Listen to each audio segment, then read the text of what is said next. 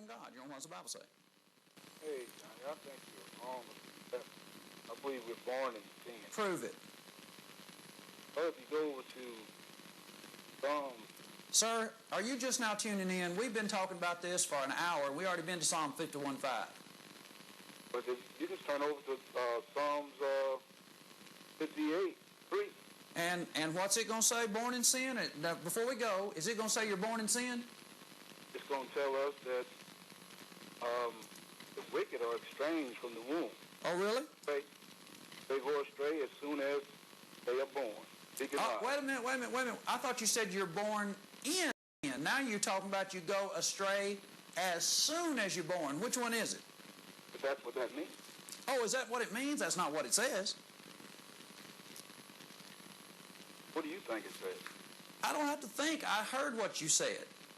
As soon as. You said you started out that way.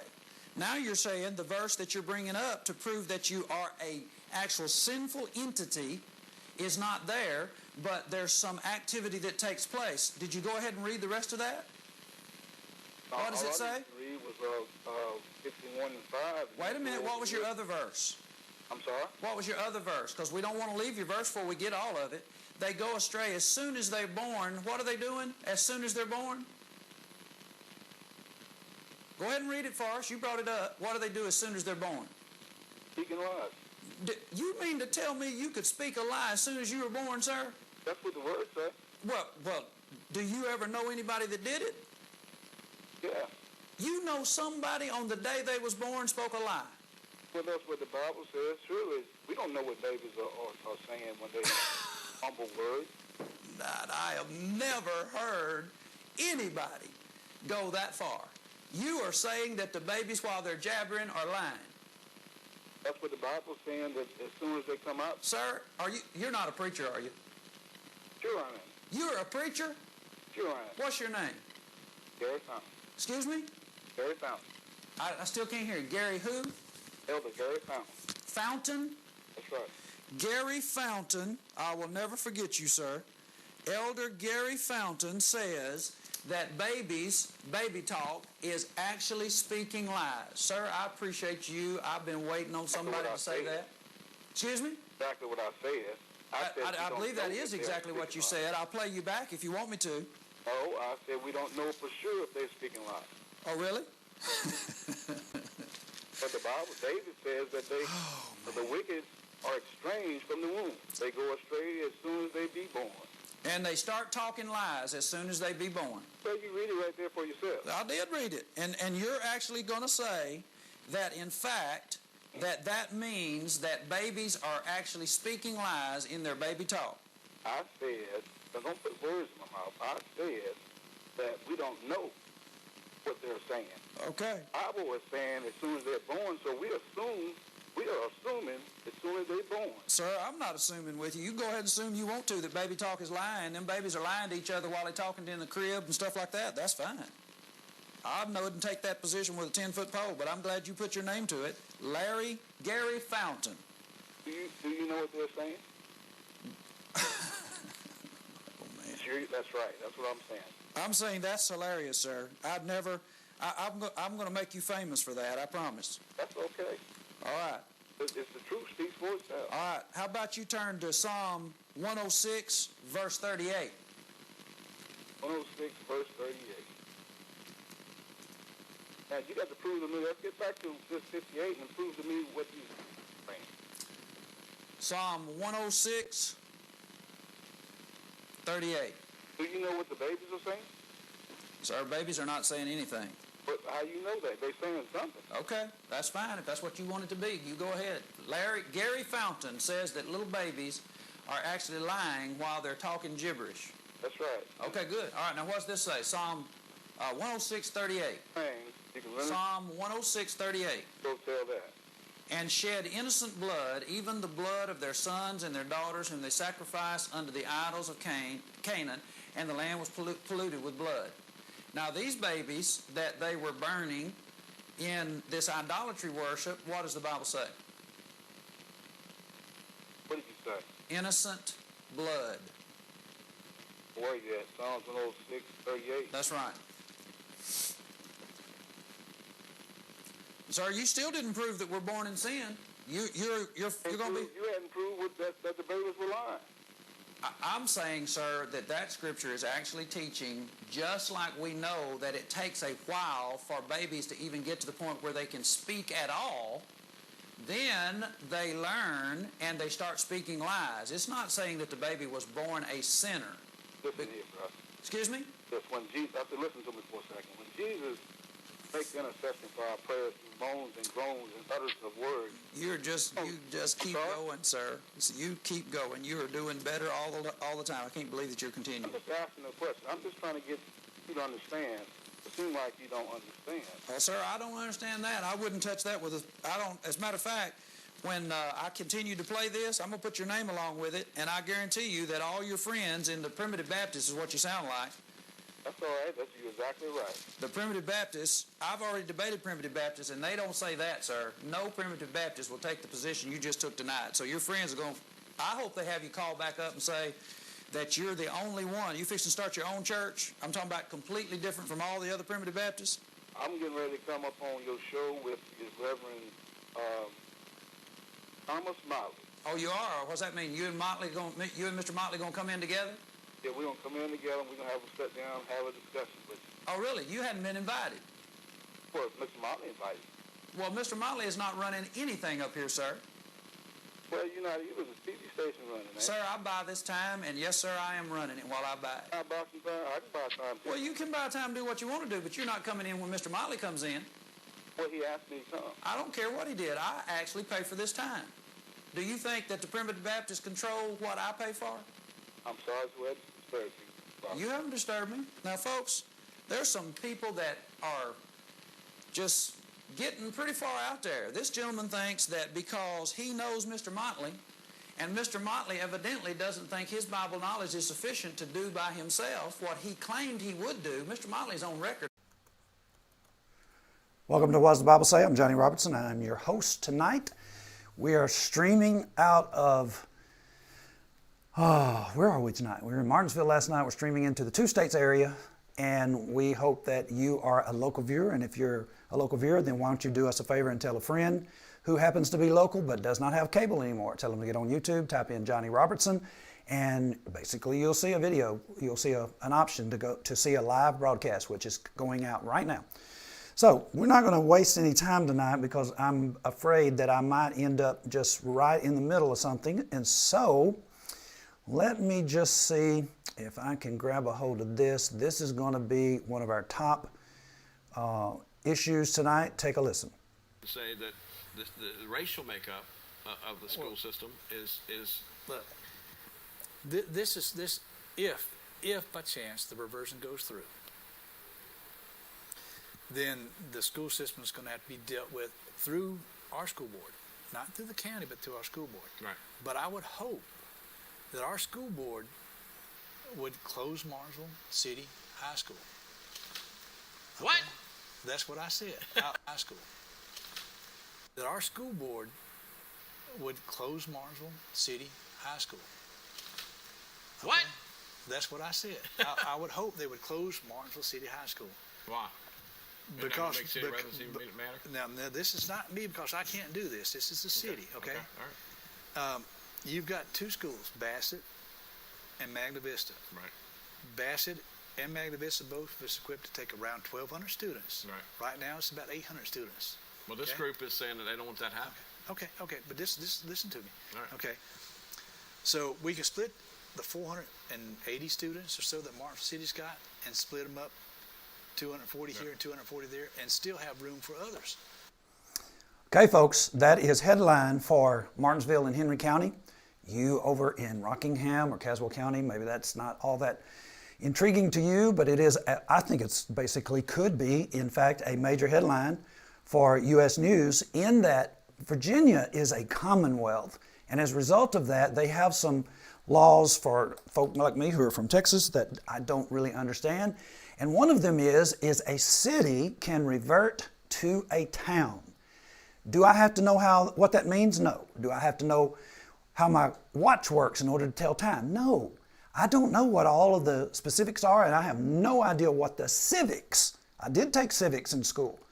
I do not have any idea how all of that is going to work, but I can listen to headlines and to back and forth. Now, here's my encouragement for you tonight. If you are local, my encouragement for you tonight would be call Channel 18 and encourage Charles Rourke to play the entire Joe Bryant interview again. I believe this was last Tuesday that this interview broadcast. Now, was that not some serious news? Can you imagine being a Martinsville High School student and hear that if the city of Martinsville reverts to a town, then the Henry County School Board will split up Martinsville High School students, and 240 of them will go to Magna Vista, 240 of them will go to Bassett. Wow. Have you seen the demographic of Bassett High School? Have you seen the demographic of Magna Vista? Have you seen the demographic of the Martinsville City High School? Well, it matters. What if, in fact, you are actually taking a high school or a city's high school, and the city, I believe I heard on this interview, and I can just be wrong as I can be. If you can get Charles to replay that, I think people are interested in it. I know the people that are watching this are going to be interested in it. It was, I believe it was said that the black to white ratio in the city of Martinsville was 55% black. That would be 45% white. Now, I want you to think about this. You're taking 240 students in a 55% black demographic city. You're taking 240 and putting them in Bassett. Wonder what the demographic in Bassett is. I guarantee it's not 55 to 45. And taking 240 of them, putting them in Magna Vista. And what is the ratio out in the county? Listen, y'all, what this amounts to in my thinking is this amounts to basically taking individuals from these two schools and putting them out in the county, and the county basically is a wash of white individuals majority. That's why the demographic is actually the way it is, I believe, is because the city is concentrated. And so you'll just have these students, they'll be a wash in a white county. There will be no voting block that is. They will lose all control. And oftentimes that is what's behind the move. Now, I don't know that 100% sure, but I am telling you this. The city council members that were elected, you might not like it when it's said this way, to look out for the black community in Martinsville. That would be Chad Martin and Jennifer Bowles. They were elected. And you know, I don't think I'm putting words in their mouth. I believe that they ran on the idea that there needs to be representation for the 55% of the black population in the city of Martinsville. Not only is it going to affect the people in Martinsville that live in Martinsville, it's also going to affect individuals who work in Martinsville, who have jobs in Martinsville, and even live out in the county. So this is an extremely important issue. Did you hear Joe Bryant make that statement? Maybe you were a bit lethargic and weren't quite listening. Let's go ahead and play that one more time. This if by chance the reversion goes through, then the school system is going to have to be dealt with through our school board, not through the county, but through our school board. Right. But I would hope that our school board would close Martinsville City High School. What? Okay? That's what I said. I would hope they would close Martinsville City High School. Why? Because make city residents even matter? Now, this is not me because I can't do this. This is the city, okay? All right. You've got two schools, Bassett and Magna Vista. Right. Bassett and Magna Vista both is equipped to take around 1,200 students. Right. Right now, it's about 800 students. Well, this group is saying that they don't want that to happen. Okay. But this listen to me. All right. Okay. So we can split the 480 students or so that Martinsville City's got and split them up 240 here and 240 there and still have room for others. Okay, now you heard that. We're going to get back to that eventually. Let's look at our lineup tonight. What are we going to be talking about? We're going to look at the opponent to Joe Bryant. He had a press conference. We were able to attend that press conference. We're also going to look at a gentleman named Matt Slick, who is now on our radar, which I've had dealings with Matt Slick before. We'll tell you about him. He is a big-time Baptist, big-time Calvinist, and he's basically agreed to a suggestion from a third party in the Houston, Harris County area who wants him to have a debate with us and have it to either play out in Raleigh, in the Raleigh General Metroplex, maybe out the bedroom communities of Raleigh, or in the Harris County Metroplex, which would be Houston, Texas, or in this local area, one of the three. I particularly would like to see it in the Raleigh Metroplex area, out in a different area. I'm not saying that I want to take it away from here, but I have my reasons. And so Matt Slick, we'll be coming up with him. Brett O'Donnell will weigh in. Who is Brett O'Donnell? He is the former debate advisor for Liberty University. He is actually their teacher over there, and he was an advisor for Mitt Romney when he was running for president, telling Mitt Romney how he ought to debate. And so we'll have a clip from him. And then we will then begin to disseminate this and have a look at some of the things that may be of interest to you. Now, one of the things that we're going to do as we go along here is we're going to look at the honesty and the integrity of the particular individuals that we're going to be talking about tonight. That would be Joe Bryant. He's running for county supervisor. If you're in Tennessee, they call it a county judge. If you're in Texas, they call it a commissioner. Anywhere else, I have no idea what y'all call it. The individuals who run the county affairs. And so your civics may be different than our civics. And so if you are interested in the information we're talking about here, if you want anything from me, this is my contact information. We'll look at that again later. Now, let's begin here. Now, tonight we are looking at, I know you might be saying, man, Johnny, you are geared up, and then you got this guy who's over here with his Stratocaster, his Les Paul, and what was the third one? Telecaster. Dude's got some nice equipment over there. He's kind of snoozing, or he may be looking at it smiling and saying, man, look at my stuff. I don't know, but I know who he is. His name is John Berlin. John Berlin is not as sleepy as you think. This is John Berlin's home in wherever he lives. I don't even know where he lives, but I know it's in the Martinsville, Henry County area, because he was preaching at the Chatham Heights Church of Christ. Chatham Heights Church of Christ is a don't eat in the building, do not help anybody out of the church treasury that's not a member of the Church of Christ, and they do not support institutions, and you just basically have to parse all that out to figure out what all that means. I call them what the Bible calls them, in my opinion, and that is forbidding brethren. There were brethren in 1 Thessalonians chapter 2 that were forbidding Paul to teach the Gentiles, and that's what he said. They were forbidding. And so to me, that's a good scriptural term, forbidding things that are not necessarily forbidden by God. And so I'm just going to say that's forbidding brethren. Now, here's the thing. John Berlin last week was interested enough in our broadcast of what does the Bible say, to stream it into his home, or to take it from his home and stream it out on Facebook Live. Let's see how this plays out. Now, I want you to look at this, and basically you have to decide if, in fact, this is John Berlin. Now, who is John Berlin? Well, one thing, he is the preacher, retired preacher, but still I would say that he would see things coming down the pike and would want things to be right if he saw them being wrong. Joe Bryant is also a member of that same church. And so let's have a look at what took place on Sunday night, the airing of What Does the Bible Say by forbidding brethren who have no fellowship with us. They absolutely do not want our information to be disseminated. They have a website that's in Canada that's called Bible.ca. If you get on Bible.ca and you search for a Church of Christ locally here, Bible.ca will tell you there is no Church of Christ located at 823 Starling Avenue. Why? Because they do not recognize us. They say we're going to hell. And so Joe Bryant really doesn't want to too much disseminate that kind of information, but hey, that's what they say. If they want to change on that, that's fine. All right, here we go. Does the Bible say it? Now, the audio doesn't count on this. He basically this is a living room, and you can see blessed, you got a wall hanging there. This is like a fake fireplace, wood heater, gas logs, whatever you want to call it. The TV is up on top of it. That's the end of What Does the Bible Say? That's our contact information.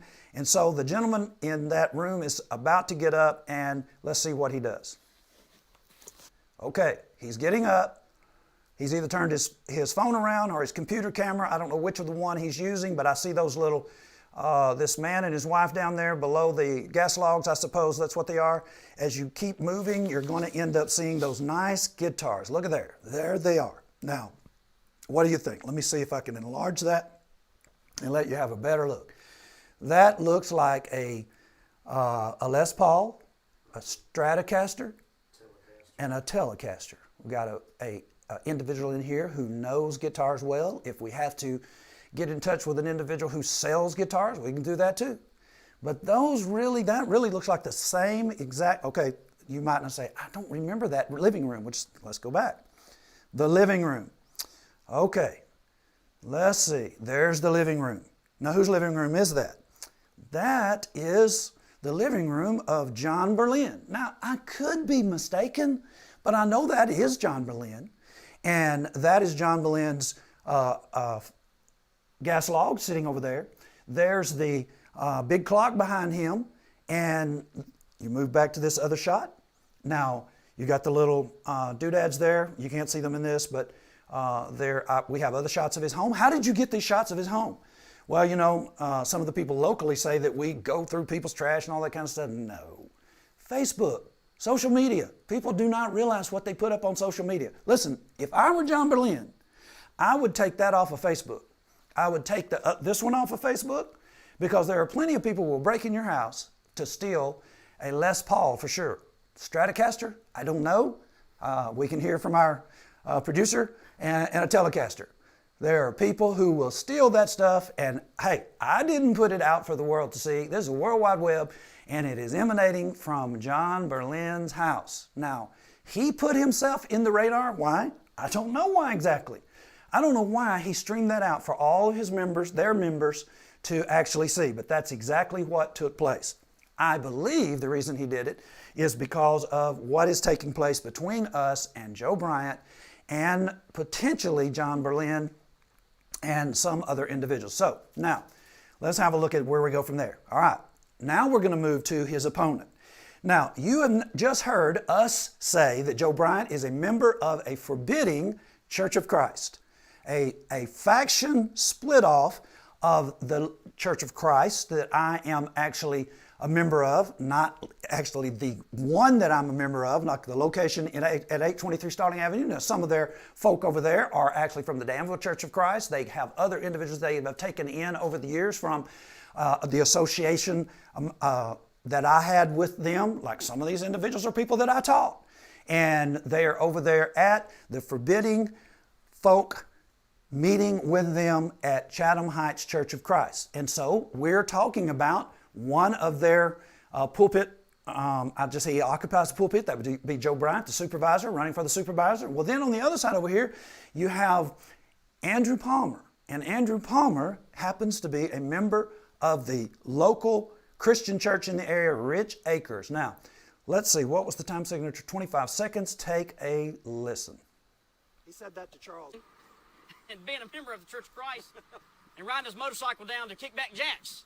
I mean, I'm just saying, if you're going to be one way, you got to be all the way. Now, let me just say this. I know that Kickback Jack's, and I know what Andrew's doing. He is basically trying to demonstrate that Joe Bryant is not being consistent. He did not come to an opening of a brewery. Good for him. I don't know his reasoning. I know what is said. I know what was said on television. All that. He decided not to go to the ribbon cutting.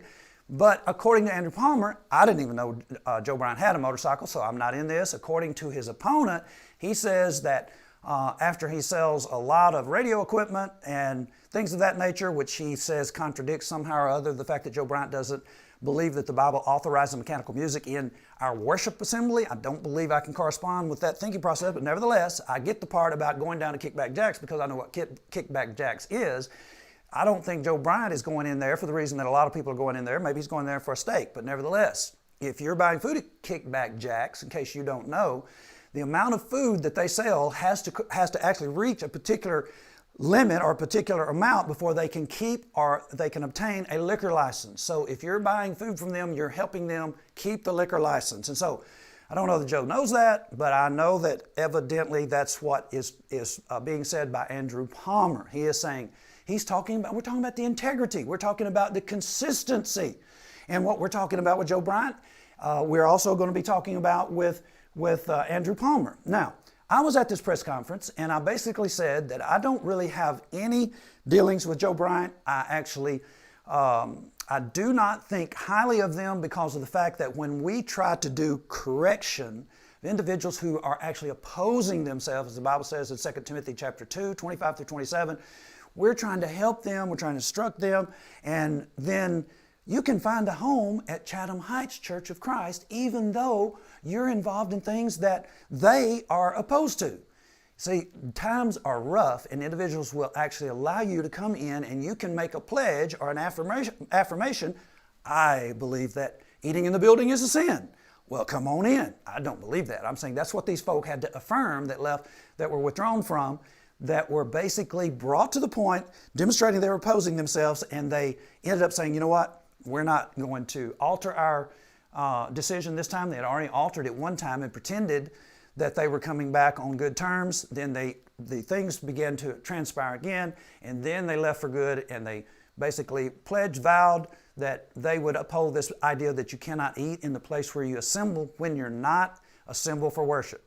Now, you get that. Joe Bryant's position. That is Joe Bryant's position. And so what we're trying to do is see about consistency. That is actually what Andrew Palmer is asking for. What does their religion have to do with their place on the supervisor's board? Listen, you want people to be consistent, don't you? Let's think about this. If you're in the city of Martinsville, do you want these guys to be consistent in regard to how do they treat your children that are in the city high school? Do you want them to be consistent in how they look at your jobs in the city of Martinsville?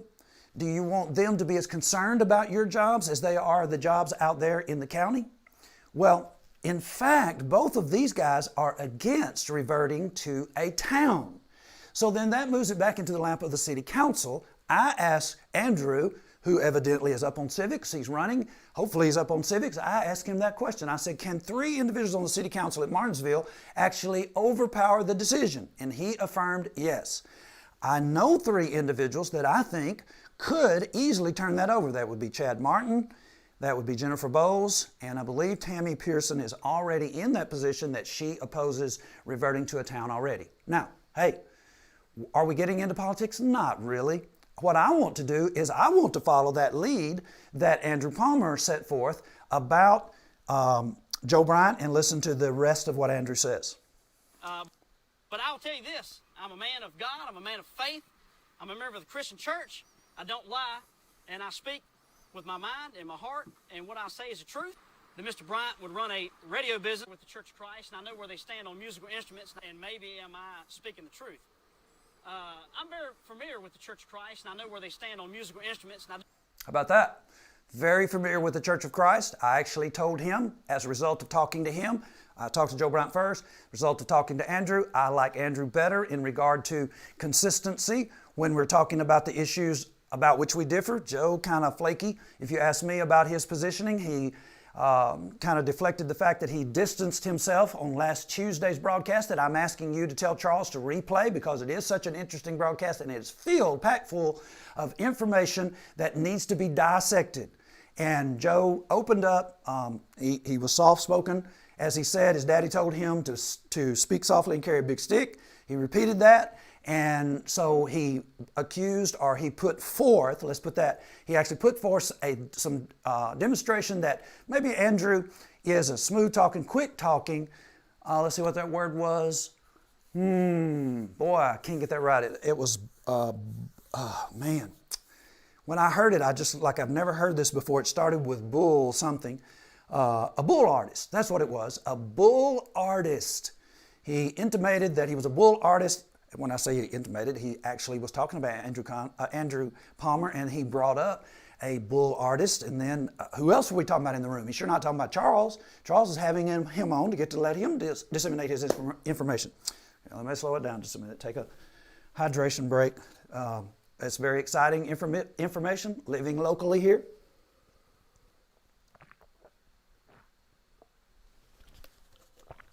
It is 8:22 here in Virginia. I was at the broadcast station last night until 10 o'clock. Got home sometime around 11. Back here again tonight. Let me take a break here. You know, it's very easy to get excited about your convictions. And so I know the next section is more of our convictions. Now, let's go to Matt Slick. Now, y'all, Matt Slick is a slick dude. Look at him. He is a slick dude. He's not that young anymore. I think this is about 10 years ago, possibly. And he has a video about why all these videos on baptism. And so Matt Slick's been on our radar before. Individuals down in Bossier City, Louisiana, for sure, Shreveport, Bossier area, they would line up us, get us on the phone, get Matt Slick on his radio broadcast, and they would dial us up in a three-way call. And I've talked to Matt Slick, and Matt basically was primed to come on a segment of our show maybe a couple of years ago. And he ended up telling the guys in Bossier that we were not talking about him enough, and so he got off the phone. Well, Matt, you're about to get your wish. We're going to start talking about you big time because you're a big time false teacher, and also it's not that hard to answer a Calvinist.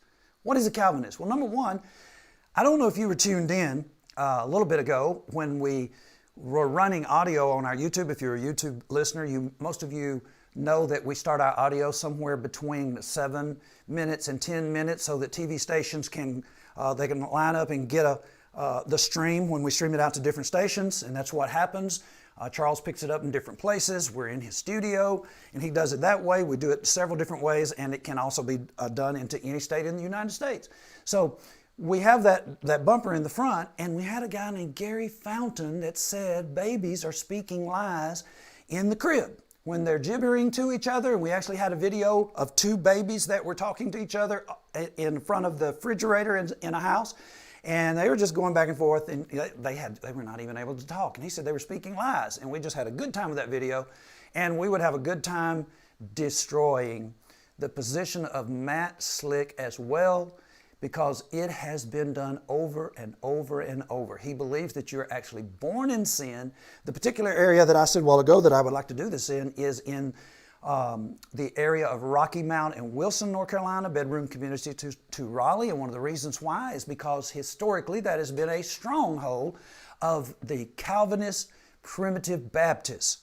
A man named Hassel has written the history of the church, and he was a big deal over there in the 1800s. I have his history of the church. Those individuals are very prominent in that area, all the way up to Elon, which is in Caswell County, or just outside of Caswell County, coming this way in North Carolina. And so I've spoken to several individuals. I've actually taught a primitive Baptist preacher, had the privilege of helping him to obey the Lord, immersed him into Christ, and he's over in that area as well. Now, here's my reason for wanting to be in that area. Particularly in the area of Tarboro and Rockingham County, in Rocky Mount, North Carolina, and Goldsboro, North Carolina, and Fayetteville, North Carolina, the demographic is, I believe, higher than the demographic ratio white to black here in the Martinsville, Henry County area. As a matter of fact, I think it is a lot higher, particularly out in the county. And one of the things that the Calvinists are known to teach is that particular races and particular behaviors, they just mark it off, have in the past, that those individuals are not actually the elect. They cannot respond to God. They are not chosen by God before the foundation of the world. And as a result of that, they are mightily or have been mightily depressed. And I am very concerned about that demographic. And you might say, well, how concerned? I've been broadcasting over there on and off since 2012.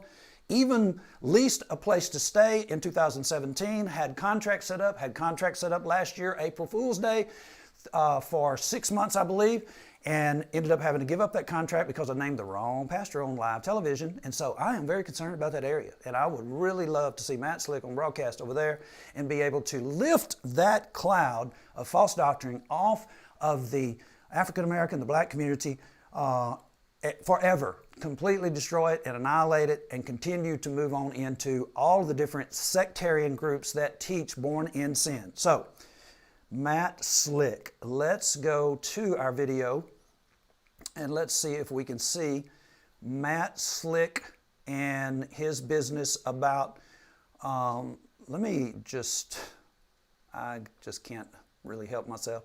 Let me do the babies speak just a minute. Take a listen. From God. You know what does the Bible say? Hey, Johnny, I think you're wrong about believe we're born in sin. Prove it. Or if you go over to Psalm, Sir, are you just now tuning in? We've been talking about this for an hour, and we already been to Psalm 51:5. but you can turn over to Psalms 58:3. And what's it going to say? Born in sin? Now, before we go, is it going to say you're born in sin? It's going to tell us that the wicked are estranged from the womb. Oh, really? They go astray as soon as they are born. Wait a minute. I thought you said you're born in sin. Now you're talking about you go astray as soon as you're born. Which one is it? But that's what that means. Oh, is that what it means? That's not what it says. What do you think it says? I don't have to think. I heard what you said. As soon as. You said you started out that way. Now you're saying the verse that you're bringing up to prove that you are a actual sinful entity is not there, but there's some activity that takes place. Did you go ahead and read the rest of that? What does it say? All I read was 51:5. Wait a minute. What was your other verse? I'm sorry? What was your other verse? Because we don't want to leave your verse before we get all of it. They go astray as soon as they're born. What are they doing as soon as they're born? Go ahead and read it for us. You brought it up. What do they do as soon as they're born? Speaking lies. You mean to tell me you could speak a lie as soon as you were born, sir? That's what the word says. Well, do you ever know anybody that did it? Now, folks, I think you could see this, but if you were to drop down to verse 6, you would be able to see it says break their teeth. Okay? Now, that's what the Bible says. See how these folk are in such error?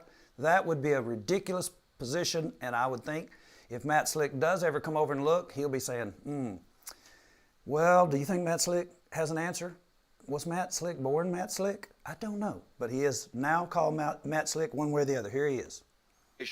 In other words, without baptism, they say, you cannot be saved from the judgment of God. There are no exceptions. Otherwise, likewise, when someone says that baptism is necessary, he must affirm that there are no exceptions. Otherwise, baptism is not necessary. This would mean that anyone who would trust in Christ, say on his deathbed. I knew that was coming.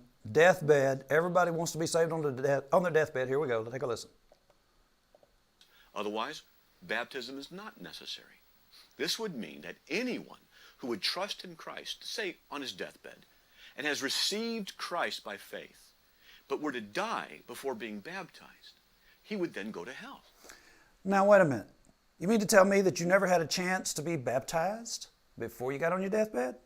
I mean, where in the world could you be in the United States? Let's just keep it in the United States. Where in the world could you be in the United States and not know that you need to be baptized? Every sectarian group out there baptizes for something or other. So we know that it's in their formula, and we all know that it's in the Bible over 100 times. And so it is a topic, a subject that is certainly discussed, and it's called a command, and it actually has reference to your sins being remitted. And so why in the world would you be, I would just wonder why it is the case that individuals run over to something like deathbed conversion, and you think that you can destroy the commandments of God just because you found somebody in a peculiar situation. Now, you know, that astounds me about as much as always running to a thief that was introduced into the promise, or introduced to the promise of being in paradise without coming down off the cross and being baptized. I don't know anything about that thief, neither do you, other than the fact that Jesus said, "This day thou shalt be with me in paradise." Now, why would you want to go to that thief as your conversion example, or why would you want to wait? No, do you know some people do wait? Constantine waited till his near death before he was baptized because he did not want to make any mistakes, and that tells me that that was a great misunderstanding of the command or the great privilege to put the Lord on in baptism, to be immersed into the body of Christ. Romans 6, 3 and 4, we'll look a little bit more at that as we go along. We want to make sure that we stay with our theme, though. Our theme is the idea of consistency. Now, why do I want to debate Matt Slick? I really don't particularly care about debating Matt Slick. I don't really think Matt Slick is going to end up debating me anyway. And you might ask why. Well, here's why. Take a listen to this. Here, Johnny Robertson, who challenges people to a lot of debates and so forth, and he made a claim last night that the folks from Liberty University would be at his tent thing he's having in Pelham. And I was just trying to confirm that. Not true. It's not true. Okay. Well, Just getting ready to call. Not true, just getting ready to call him. We're not going to debate him. But yet I have a correspondence from Brett O'Donnell to one of the students that is in seminary in Liberty in 2006. This particular gentleman, Matthew Copeland, I don't know if he was assigned to write a paper about different religious groups. I don't exactly remember how that is. I do have it in print from him that it was an assignment. It was, and one of the things that he did, he lived in Martinsville, and he sent out emails to different email addresses associated with different religions, and we got an email, and he was questioning us about the different things that we teach. So I know that's not a bad thing to do. At least they didn't think so. And he ended up telling Brett O'Donnell not to debate me, and Brett O'Donnell's telling him that I'm telling lies about their team and university. And then he said right here, it is impossible to answer him because he keeps twisting everything you attempt to say. Thank you, kind sir. Well, you know, if he's saying that kind of thing at the level where he is, and he's advising Mitt Romney when Mitt Romney ran for president, I don't know that Matt Slick is really going to be that determined to debate with us. And as I say, I'm not really all that, you know, if we could help those individuals in the area of Rocky Mount and Wilson, that'd be great. We help the people in this area because it would broadcast here on YouTube as well, or through YouTube, or even on the local stations, depending on the amount of airtime that is available or which time we do it. And it will also air in the Houston-Harris County area. That would be great. Worldwide on the web, on YouTube, that would be great. But here's the thing. I just don't know if he's going to do that. So here's an offer, Matt. If you don't want to debate me, you can debate Caleb. Caleb is 29 years old. He has debated a PhD already. Lutheran University gave this dude the earned PhD. Why do we always say earned? Because he went to the actual facility and he did the work, and some of the work that he did was not necessarily having to be at the facility. I'm not sure where all he was located, but we're talking about different kinds of PhDs that are out there. Now, that would be good. I would like to see Caleb answer Matt Slick, and so we might want to have an alternating, like Caleb meet Matt Slick one time, or there are options. And so what I liked, one of the best procedures that I think that produced the best results was a four consecutive night debate with an individual named Armando Deloa. And that was a great setup, and so that might be something Matt doesn't like because I do like it. I don't know. But nevertheless, that's something that is in our future. And why are we doing that? We're doing that in order to demonstrate consistency, hold our feet to the fire, hold his feet to the fire. Is born in sin true? Did you come into this world with a curse on you? And then once you obey Christ, you're still able to sin and you're still culpable. I hear these Baptist preachers all the time telling these people, none righteous, no, not one, quoting Romans chapter 3. And you just would basically think that the curse that came from Adam as a result of the devil's slickness, can I use that word and phrase? As a result of the devil's slickness, he is a very wily individual. That curse is stronger than the cure. You can't undo the actions that the devil put in place. At least that's the way I see it as far as their doctrine is concerned. So now, here's what I want to get to. Let's get to, we've already talked a week ago about Joe Bryant, and we're having our opponent, who is a member of the Rich Acres Christian Church, question Joe Bryant's consistency, and he is putting forth that he speaks the truth himself and that he is very concerned about his opponent, and I am too. So let's talk to a few people from the Christian church, or let's hear them talk to us. Take a listen. Okay, the news line? All right, let's see here. You're on What's the Bible Say? Hello? Hello? You did say Rich Acres Christian had lady deacons? No, I said am correct now. I didn't. You are incorrect, sir. Thank you. They don't have and never have had. Okay, I am very glad to hear that. And I thought you'd appreciate that. now that makes me feel good on one field or in one area, because you're like the other gentleman. I know he's a member of the Christian church too. And he's saying, let's do what the Lord says. Can we ask about the Rich Acres Christian Church in regard to the kind of praise that you give? By praise, you mean, do we give God thanks for everything? Well, many things. Yes, we do. Okay, I'm just going to give the Bible's own statement for praise, Hebrews 13:15. Right. By him, therefore, let us offer the sacrifice of praise to God continually. That is the fruit of our lips. When you give praise to God, do you do it like David did with cymbals and all that, or do you do it? No. You do it how? With our lips, and we help people. I will get off the line. You do it. No. You do it how? With our lips, and we help people. I will get off the line. I just wanted to tell you we didn't have lady deacons. Okay, now, folks, did you get that? I appreciate that lady calling in from the Rich Acres Christian Church. She's not the only person that's called in from over there over the years. I was very interested in her call. I appreciate individuals who are willing to set the record straight on some things. But, you know, when we get down to it, the argumentation that allows individuals to put in women deacons, let's say in the disciples of Christ. You might say, why in the world are you bringing up the disciples of Christ? Because if you know your history, you would know that the disciples of Christ, the Christian church and the church of Christ, all basically were together, and the folk who are calling themselves independent Christian church, they believe that the word Christian to actually describe the ownership of the church is an authorized,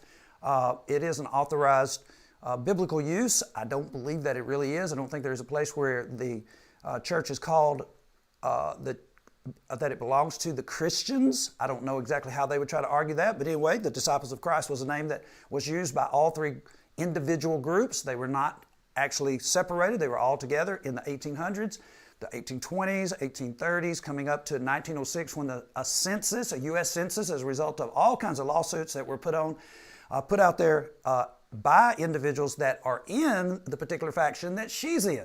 They began to try to take over the property and insert a melodeon, which is basically a hopped up way of just saying, or a different way of saying a organ, and they wanted to have mechanical music like the other sects around them because it was a popular going thing. It was in vogue.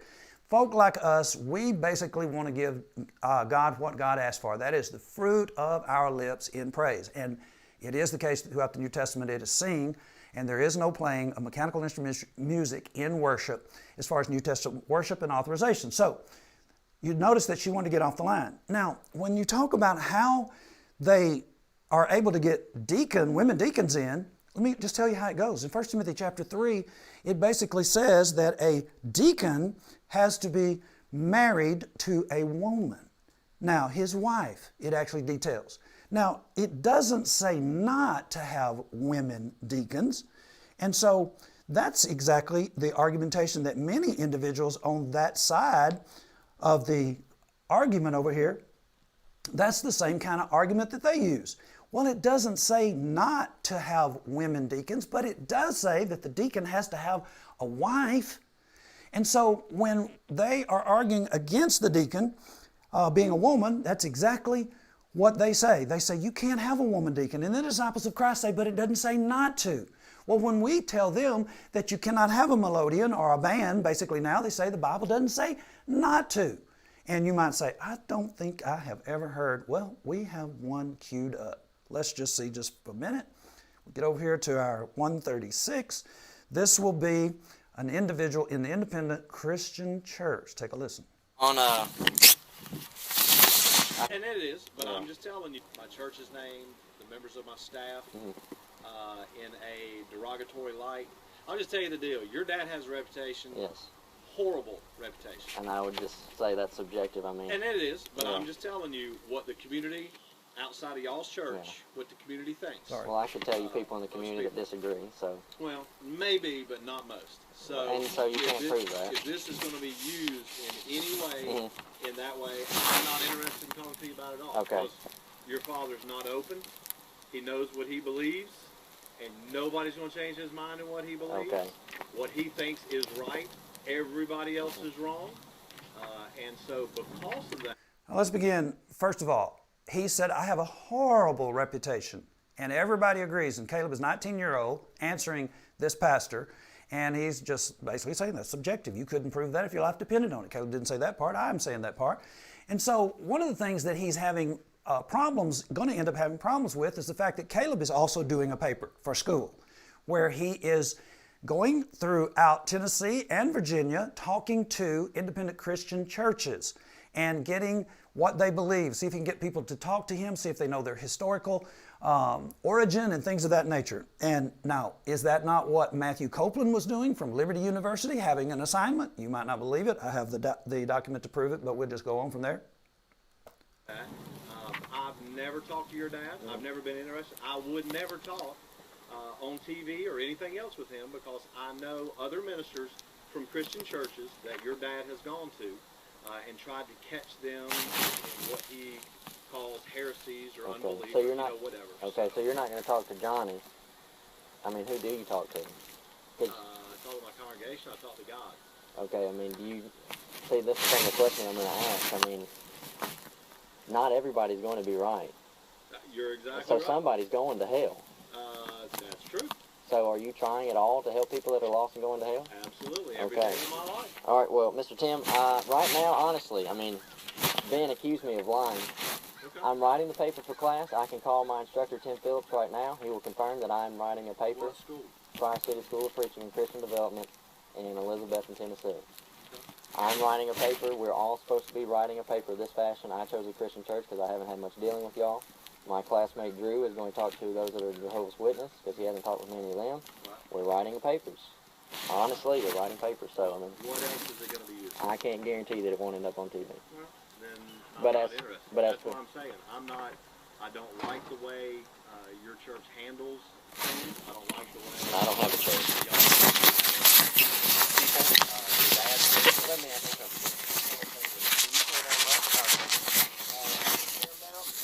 You don't tear their doctrine apart. My job is simply to preach the truth, and that's what I do. My job is not to go against other people, to debate other people. That's not my job. That's not what I'm called to do. You don't... Wait. You wouldn't debate a Mormon. Debate them? No, Yeah. There's no need to debate them. They're taking people to hell. And if I get a chance to talk to those people, I'll tell them what the Bible says. Okay, so right now... I'm not going to talk to you because I know what you're going to use this for. Okay, now, I was willing to talk to the lady from Rich Acres Christian Church until she got ready to get off the line because she knew where we were headed, and he calls that being something that he despises. It gives me an awful reputation because he's talked to other pastors, other persons in the Christian church throughout the 2 states area, particularly one of the ones I think that spent probably the most amount of time on our phone lines would be County Line Christian Church. In other words, we would have individuals that were associated with them or thought very highly of the pastor out at the County Line Christian Church in Pennsylvania County, Henry County line. And they would constantly tell me, I think his name was Dean Ashby, they would constantly tell me, I bet you can't answer Dean Ashby. And so, we went over there and had a chat, and it was okay, but you could tell there was quite a bit of tenseness, and when you basically got people around you. So there was an offer made, or there was a idea put forth that maybe all of the pastors in the Henry County area would get together and we would all sit down and talk. I didn't put that forth. I just said, okay, fine. I'll be glad to talk to all of them at the same time. Why? It doesn't matter how many people you have in the room. If they're going to be orderly and not talk over each other, they're not going to have arguments that will be able to defeat the truth. And so that never happened. And I don't think we've had a discussion. He didn't like the word debate, discussion, a dispute back and forth. That's what Andrew Palmer's doing, and he's calling out Joe Bryant as far as consistency in regard to his integrity, his practices, and he's saying that I'm an honest individual. And so here we have 2 particular factions in town, And I am interested in everybody in them. And you know what? I am interested in the idea of us being unified. The only way we're ever going to be unified is if we actually get together and we start talking to each other. Now, would you not like to see whether or not that the people that are in these two particular factions will be consistent with the things they teach? Now, let me just show you this. This is what John Berlin in the church where Joe Bryant has done in the past. Take a listen. In Acts 6, were those people not fed out of the church treasury? They very well may have been, but I didn't mention that. All right. Needy saints, sure. Yeah, okay. So we had, and I'm getting back to this, we had 15 people, brethren, out of town, and we provided the food to feed them. I believe it. All right, you see what's taking place there? That's James Oldfield. He had a debate, discussion, a friendly dispute back and forth between the two of them. Why? Because John Berlin says we're going to hell as a result of eating in the location where how many times a week do they assemble for worship? If we meet in that place or we're in that place, maybe more than one or two, I don't know exactly how particular they're going to be. There are some individuals that won't even let the preacher eat lunch in there. It's like a sacred, hallowed sanctuary, which really it's not. I mean, you should visit the location or see the location in Danville, Virginia. It's not a hallowed sanctuary. It was actually a dance studio before we owned the property. Nice hardwood floors. And so the front of it is a nice, spacious area where individuals can study, internet connections. Very, very suitable for Bible study, also for worship. And so these individuals are making an argument that just cannot be sustained. And the thing is, are they being consistent with how they work this out? And I'm going to say, no, they're not. And why I'm saying that is because, it just really makes no sense for the Chatham Heights Church of Christ to take in individuals that have been gone through corrective activity, corrective instruction. That's really what discipline means. When you are a disciple, you're a learner. When you're having corrective discipline, it is actually for the good of helping you to turn from the opposition that you may actually be opposing your own self. You may be hurting other individuals. And as a matter of fact, it is creating a difficulty for us because these individuals that have moved over to Chatham Road actually were visiting with James Oldfield during the time frame that, like in the last 2 months, something of that nature. And so there's John Berlin and there's Joe Bryant. They are occupying the same building together. There is the cake that was being eaten by individuals that are in that actual fellowship there in Chatham Heights. And so, I'm wondering if it is the case that, somebody might say, well, I don't think John Berlin and I don't think Joe Bryant actually know about this. Well, they do now, and I'm telling you, they already knew about it. And I just think we'll go to an audio clip right now, and you might be saying, well, Johnny, would you not think they're going to correct that? I am not really that confident that that would be the case because of this audio between myself and Joe Bryant. Take a listen. To say that the racial makeup of the school system is we have done that in our congregation. We've had disciplined people in our congregation, and unfortunately, none of them's come back. Now, did you hear that? They have had corrective instruction. They have practiced church discipline in the past. Unfortunately, none of those individuals have ever come back. Now, I wonder, does John Berlin know that Joe Bryant is actually saying that? You have a 0 return record? And if you have a 0 return record, do you wonder if they're going to try to help the individuals that we were looking at a moment ago that are actually under their care at the Chatham Heights Christian Church? Again, there we are with the cake. And they're full out eating in a building that is owned by the Church of Christ in a particular county in Texas. And so Would you not think? Now, remember, these two have been withdrawn from, and James Oldfield has debated their preacher, and all of this is going on within actually 2 months, July, sometime frame in July. And so now I would wonder what Andrew Palmer would think about that. Is it the case, Andrew, that you see more inconsistent church discipline, which all of us actually are known in the past to practice? Now, you see how we're doing this? Now, let's back up and let's notice this, because this was actually, I think, on our last, what we clicked last. Take a listen. To say that the racial makeup of the school system is look, this is. Now, I knew that was a topic.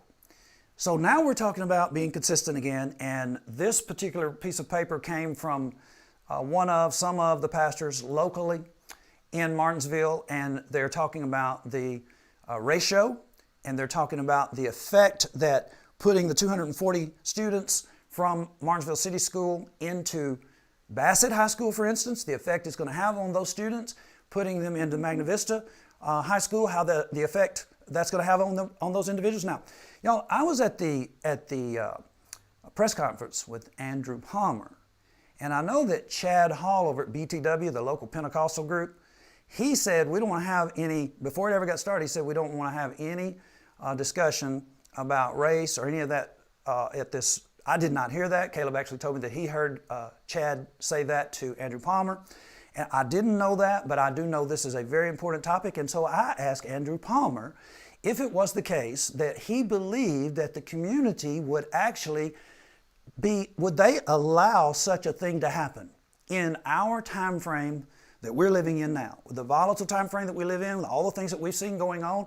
You mean to tell me that these individuals, all of them in the county, if Garrett Dillard does not get a seat, it will be an all-white supervisors board, and they'll be basically, now some of them are opposed to reverting to a town, so that would be Andrew and Joe Bryant. I believe Deborah is also opposed to it, Buchanan, and I'm not speaking for her, I'm just saying that's what I thought I understood. And so some of these individuals are not for that, and so they're warning that it's going to have an adverse effect, whether or not, I mean, Joe Bryant and Charles talked about just basically things blowing up.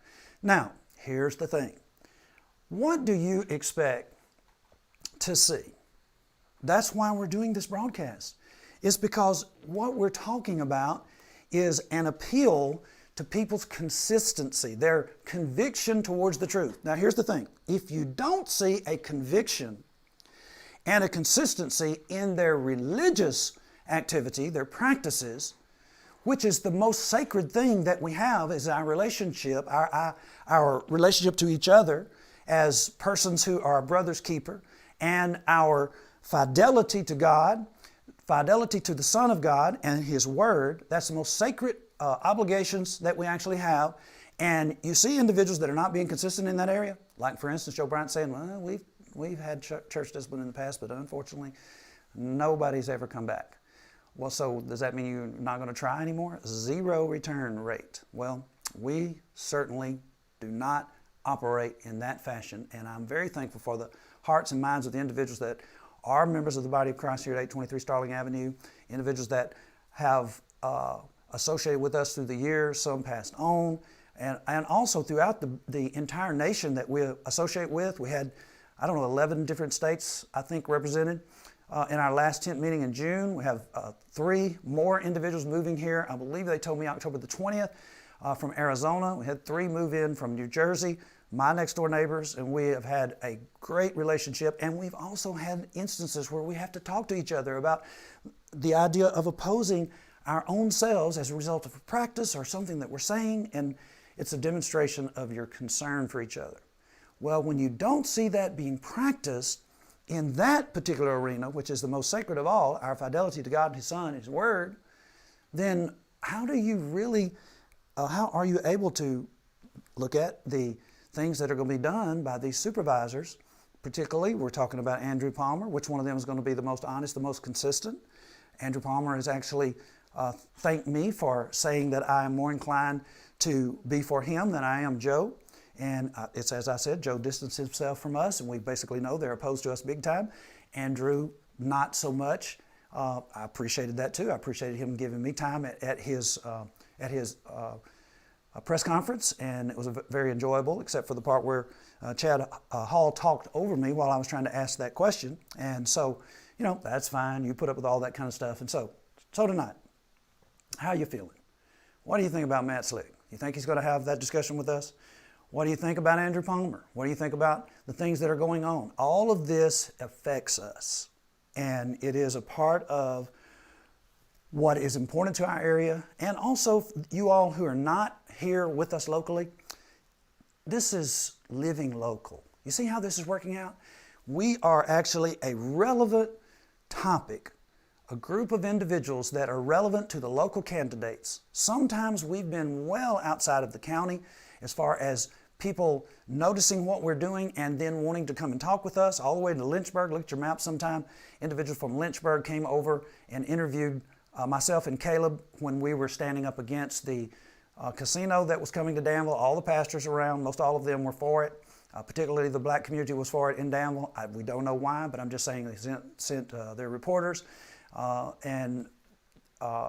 Things have been published in the newspaper, particularly Caleb. He's a very, very fine writer, and they recognize that in the Martinsville Bulletin. And so relevant. You could be that way too. The Church of Christ is the most relevant thing in the community, whether or not it's known or not. Tonight, we appreciate you for being with us. There's our contact information on the screen, and we're going to basically save some edit time here, and we're going to say, always ask for, what does the Bible say? God bless you. Good night.